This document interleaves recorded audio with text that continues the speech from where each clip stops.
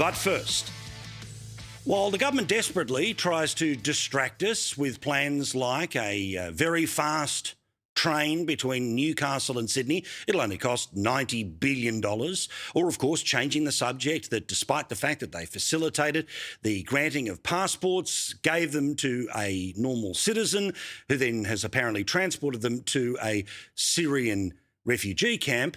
Again, government don't want to talk about all of that.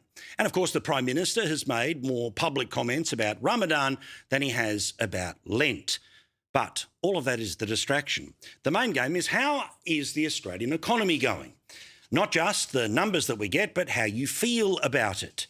Cost of living has been the number one issue for how many years in a row now? Well, guess what happened today?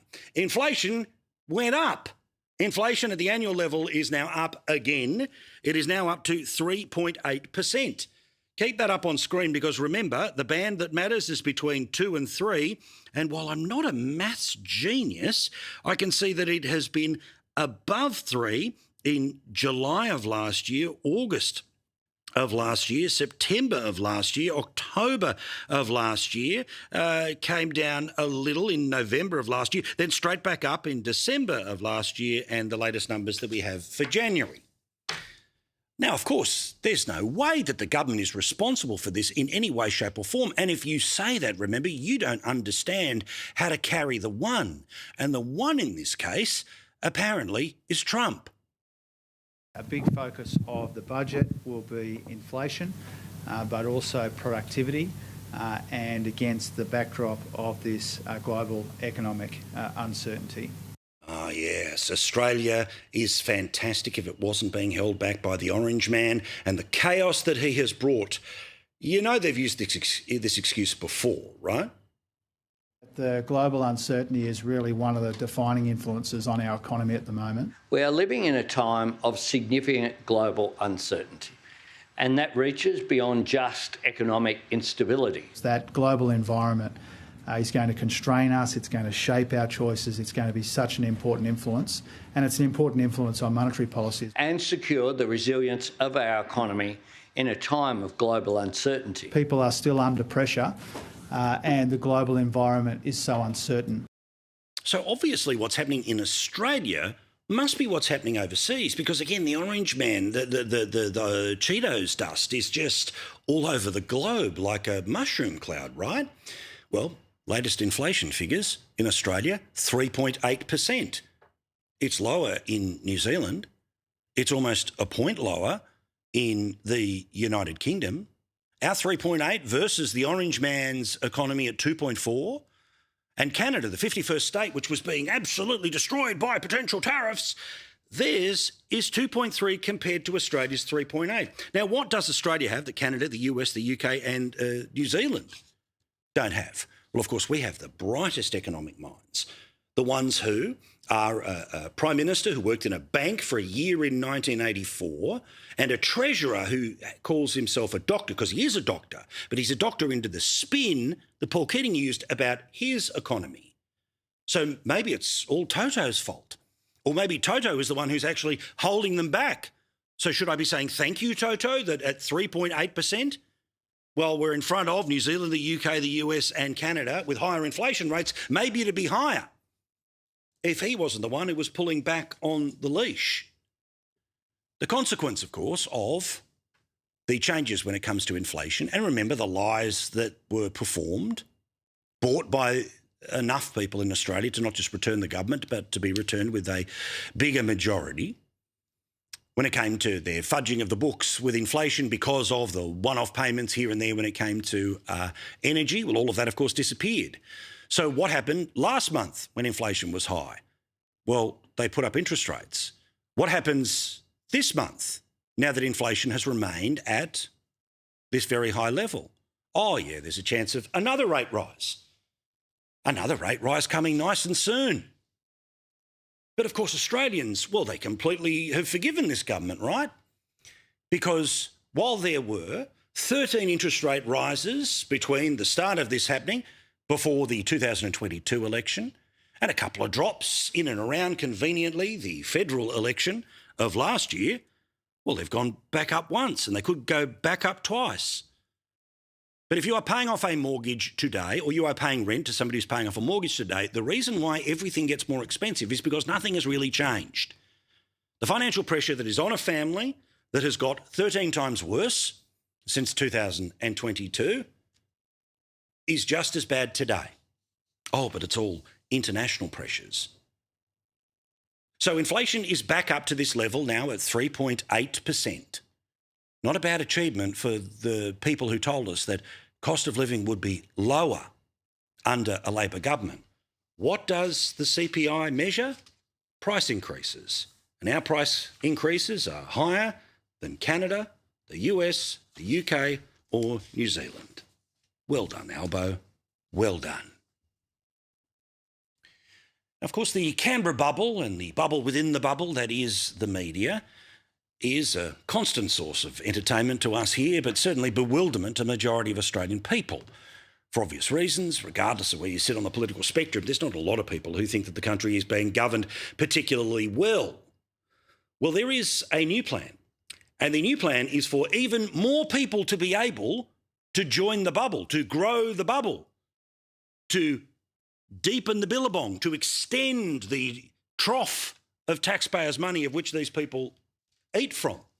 And why wouldn't somebody want to become a federal politician? I mean, just last year there was a pay rise, and then there was another pay rise before that. And then there was another pay rise before that, which was the biggest one they'd got in a decade.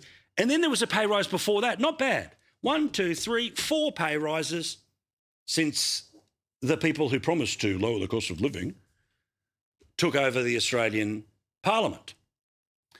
And the costs, by the way, and this has been done by a far left-wing think tank, like this is where the Greens claim to get their ideas from, the Australia Institute, talks about the cost of all of this.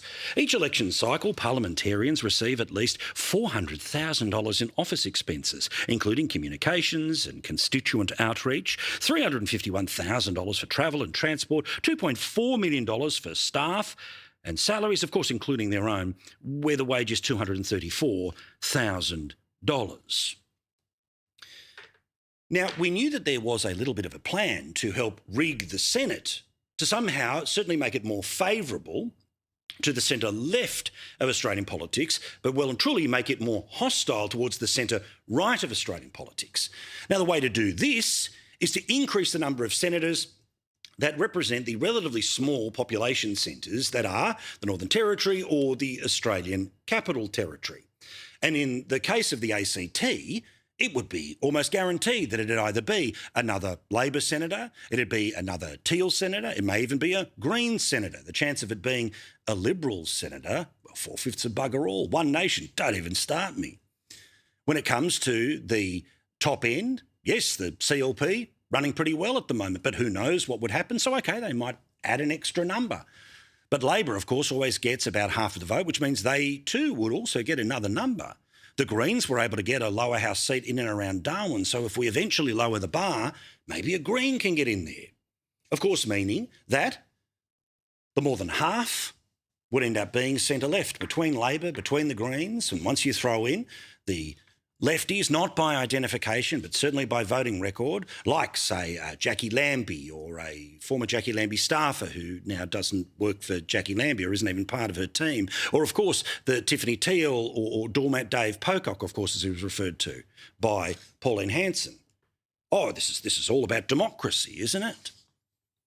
Well, if the Senate grew by just a couple of people in the territories, that would have very significant effects on our politics. But imagine if we increased the total number of senators. You see, if we increase the number of senators from the current 12 to maybe 14 in every single state, well, you'd have an explosion of politicians in the upper house, but you'd also have an increase in the number of local MPs. The plan being put forward by the federal government right now, and apparently they're going very softly, but why wouldn't the Greens vote for this? Probably the Libs will vote for it too if it's some sort of a way of saving one of their cheeks of their backside, is to add 14 people to the upper house and 28 people above the current 151 in the lower house. Now, this is being spun by some parts of the media as being something that would be particularly good for the Libs, because maybe if we slice a little here and we slice a little there, there'll be a spot for Josh Frydenberg, which is kind of where he used to run, and maybe a spot for other former Liberal MPs to make their way in. But let's be very clear. They want to grow the bubble. The total number of people who are playing party politics or pretending not to play party politics while still effectively being the political party in terms of the Tiffany Teals or the Greens, or yes, even One Nation, would mean again. Smaller electorates means the threshold of the number of votes that you need to win, it falls. What's currently happening with the Labor Party's primary vote? Oh, of course, it's falling, meaning preferences would mean that they'd win even more seats. Oh, but this is about democracy, right? Quote that was in the article that tipped us off to this today comes from the Special Minister of State, Don Farrell, otherwise known as the Godfather. Why? Because he's in charge. As even, I think, the Saturday paper, the lefty newspaper, said, he's aware of every staffer in every office and every minister's office. This guy's in charge of it all. Since 1984, our population has almost doubled. Well, geez, who made those choices? Oh, that's right, the very people in the very building who you are now are going to try to add more people to. With democracy under threat across the world, strengthening our institutions has never been more important. How do we strengthen the institution by just adding more politicians? Well, the article goes on to make the point for him. The case for expanding the parliament is that MPs are struggling to adequately represent their electorates, lowering House members to represent 120,000 people on average, up from 66,000 at the time of the Hawke changes. So don't you love it? They add more people to the country. Have they doubled the number of hospitals? They add more people to the country. Have they doubled the number of houses? They add more people to the country. Have they doubled the amount of public transport or road space? Oh, of course not. You see, you just increase the population because you want to increase the tax base. Yes, because theoretically, the people who used to pay tax are now too old, they're not working anymore, so you need to replace them dollar for dollar. But you see, the more you promise to spend and the more you get the electorate addicted to mummy or daddy government, well, the number of people has to grow and grow and grow. So that tax base becomes so offensively large that you end up in a scenario where about $300 billion comes from the worker, about $150 billion comes from the companies, including companies that may well be making multi-billion-dollar profits. And then, of course, the GST, which was supposed to fund the states, which, of course, are the ones who pay for the education system or the health system, well, their total amount of money that comes back, despite the fact of the doubling of population, is less than $100 billion.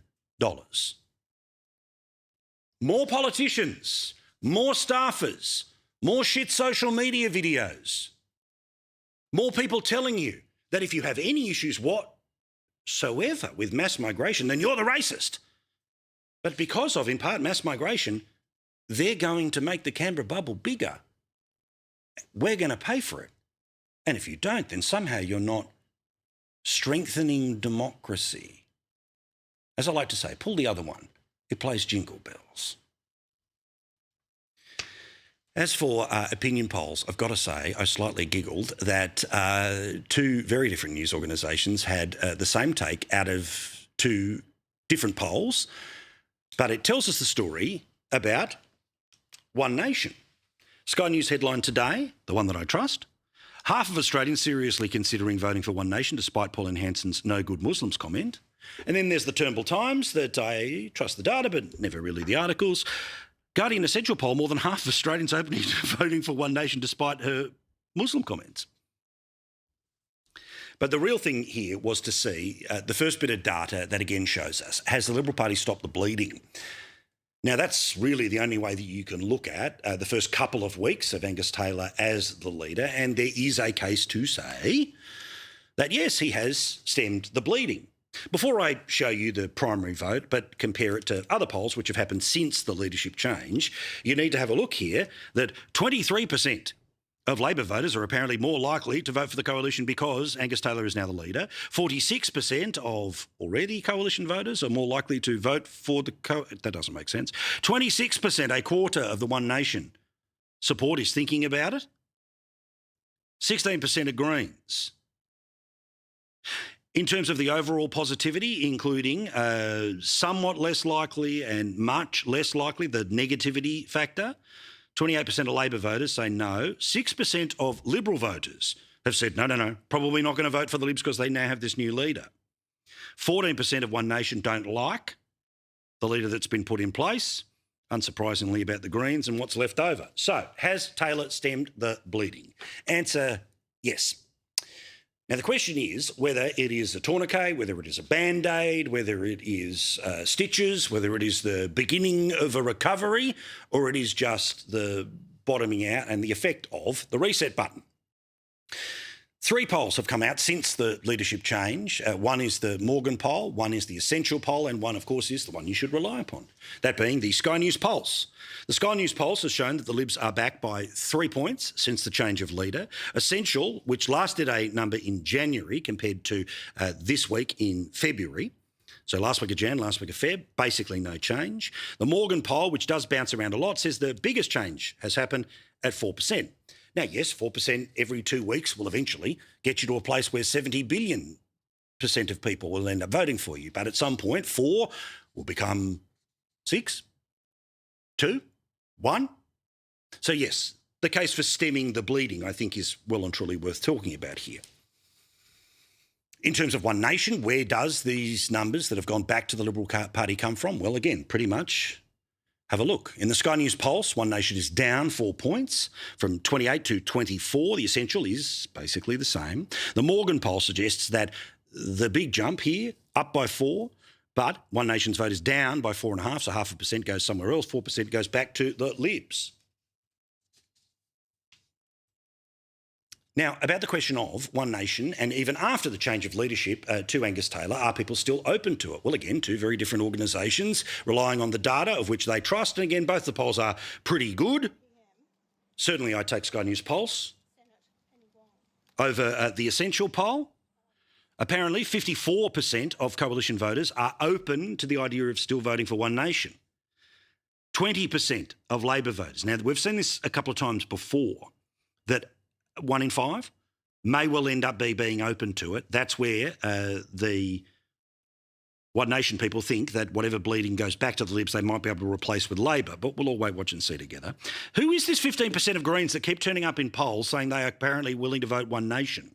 31% of the independents and 57% of other. Remember previously things like the Palmer Party, the United Australia Party, the Trumpeter Patriots, whatever the yellow one is.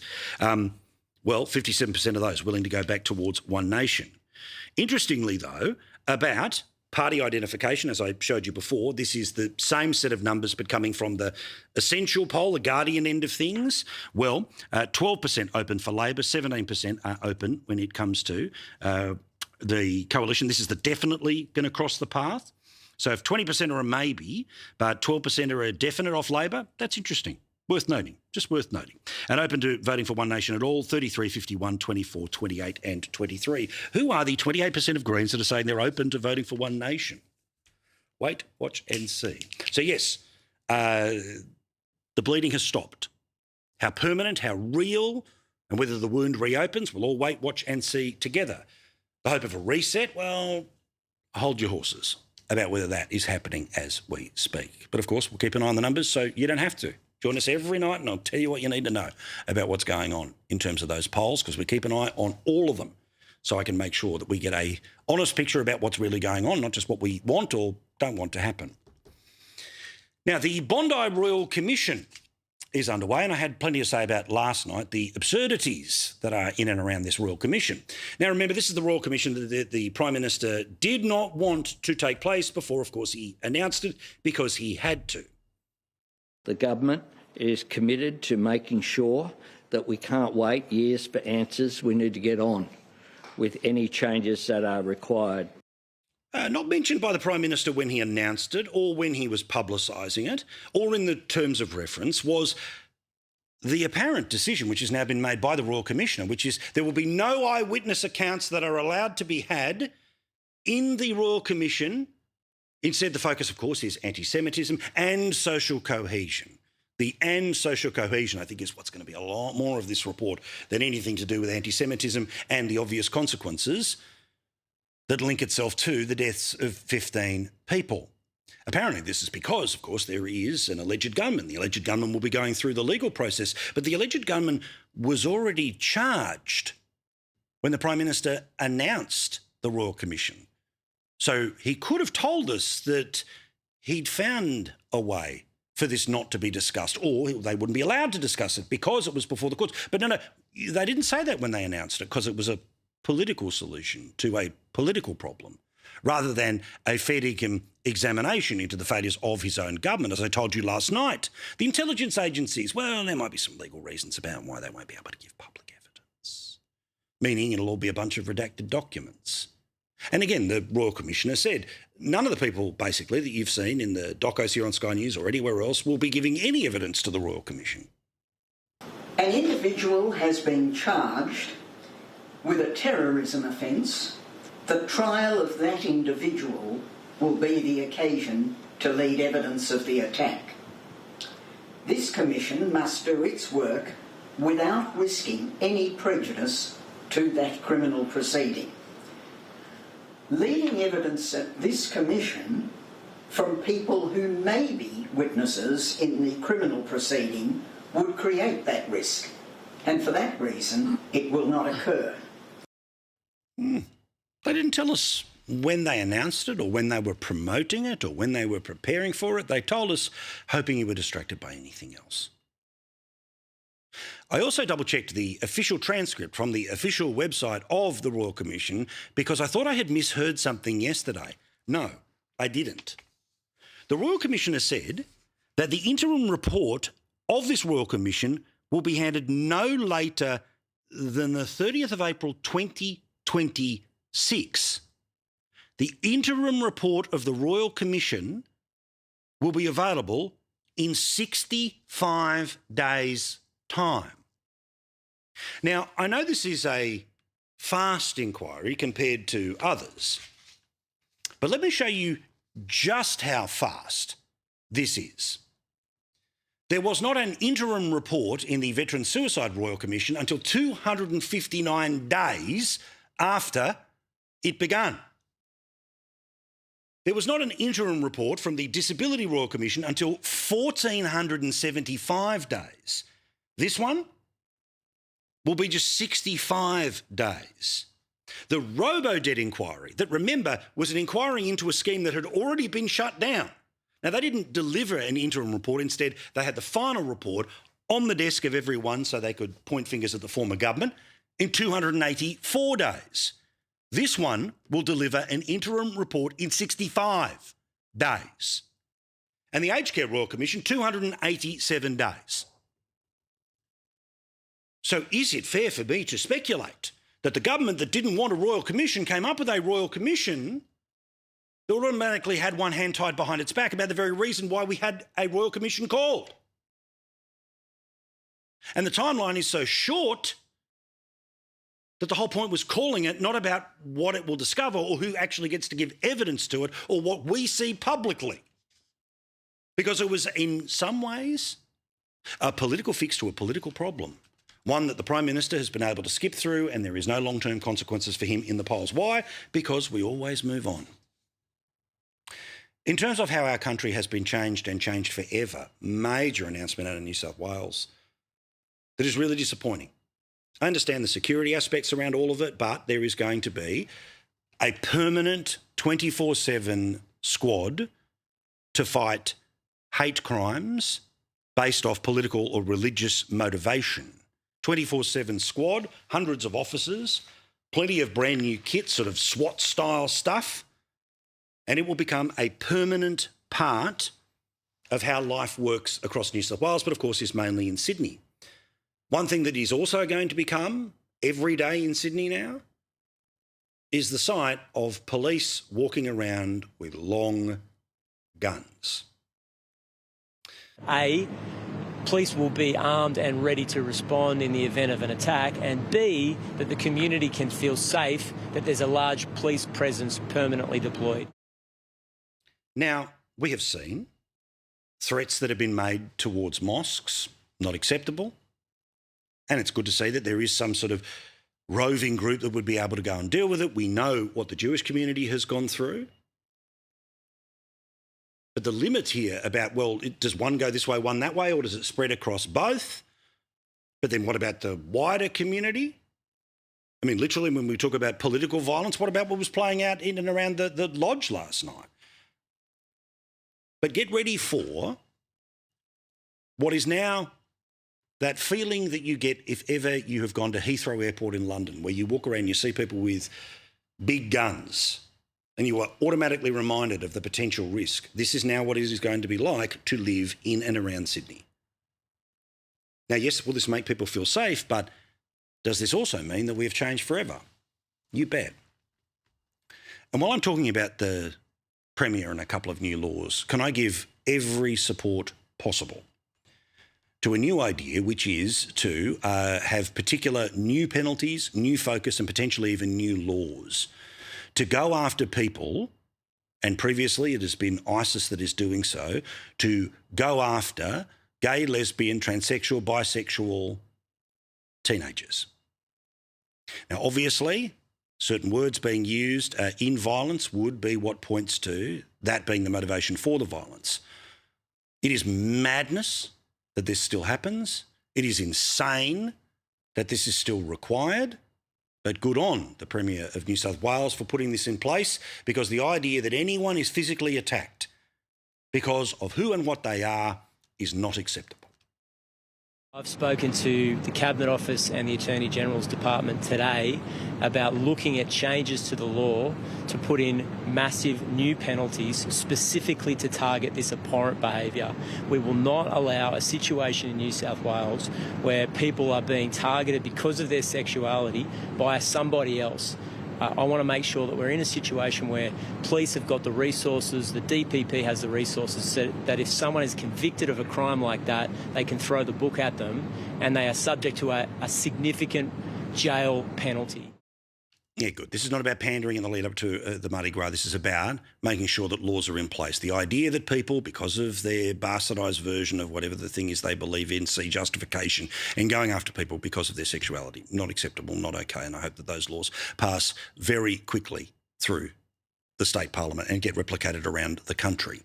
Now, did you hear that Donald Trump and the Trump Organisation are building a very large tower, a very large gold, beautiful, the greatest tower you've ever seen? They'll be doing it on the Gold Coast, 91 stories high, apparently. There will be 285 rooms in the hotel. Yes, I'll be there. Of course, it'll be built after he's the president, so hopefully he comes to the GC, cuts the ribbon. And 272 luxury units. I won't be able to afford them, but I'll do my best to Airbnb if they're there. And there'll be an exclusive beach club as well. I hope there's a smokers section. Oh, yeah, but in terms of Trump, he also gave the State of the Union today.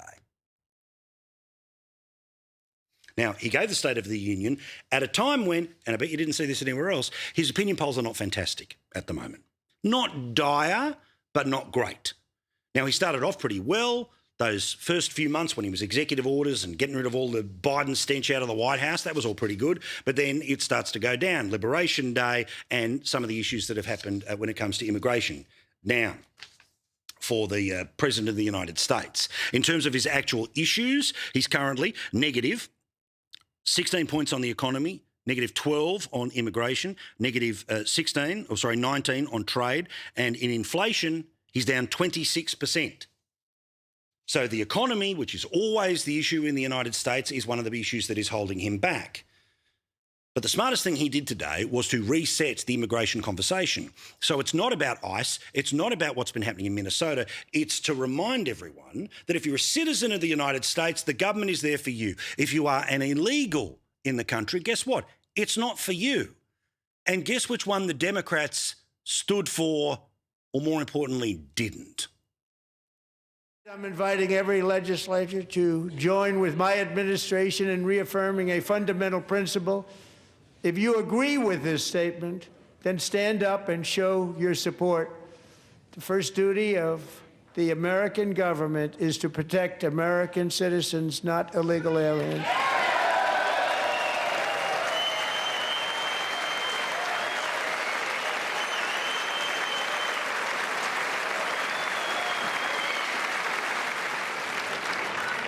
Isn't that a shame? You should be ashamed of yourself not standing up. You should be ashamed of yourself. They didn't just put their foot in the bear trap, they put their head in it.